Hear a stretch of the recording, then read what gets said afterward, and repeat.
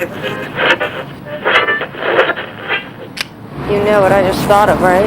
Kenny and Darla. You believe that story? That they had to go looking for her head. They only found the car. They never found her head. Like, what attracted you to this film? It terrified me. I mean, the script was scary as hell. Like, I remember I was alone in my apartment, and I could only get halfway through it. I had to put it down because I'm kind of a baby. Sort of a little baby. I had to put it down and wait till the sun came up and finish reading it, because it was a scary read. So, and I grew up watching horror movies, so it was kind of a thrill to. It was just so bizarre to get to be in one, you know. I am a horror movie fanatic, and I grew up on them.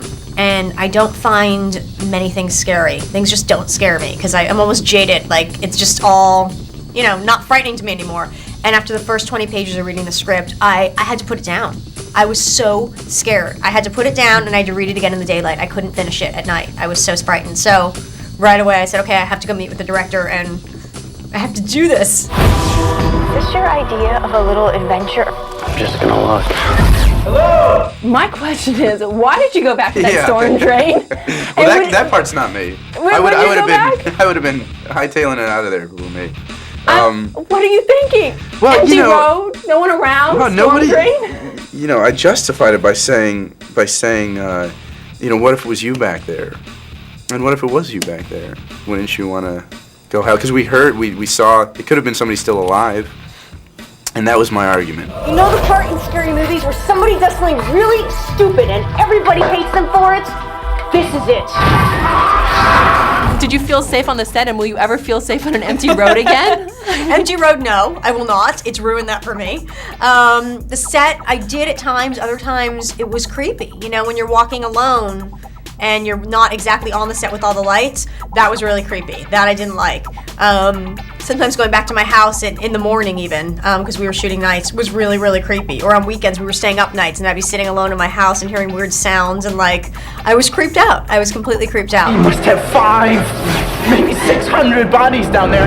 It was this dank old set. It wasn't even like a glamorous Hollywood movie set. We didn't walk out and people were handing us cappuccinos and riding around golf carts. It was like in the middle of nowhere. It was like this old warehouse.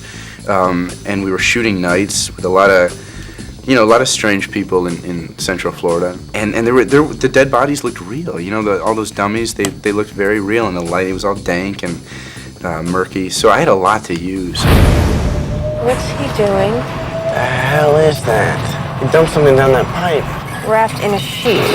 I think this is different in the sense that it's like a throwback, to it's more of an old-fashioned horror kind of movie. It's more of like classic horror. And the creeper is just this mysterious being that is not really explained. When you first see him, you don't know what it is. And it's just kind of a representation of pure, darkness and evil in the world. And you don't know exactly what it is or where it comes from. And it's never really explained, which I like.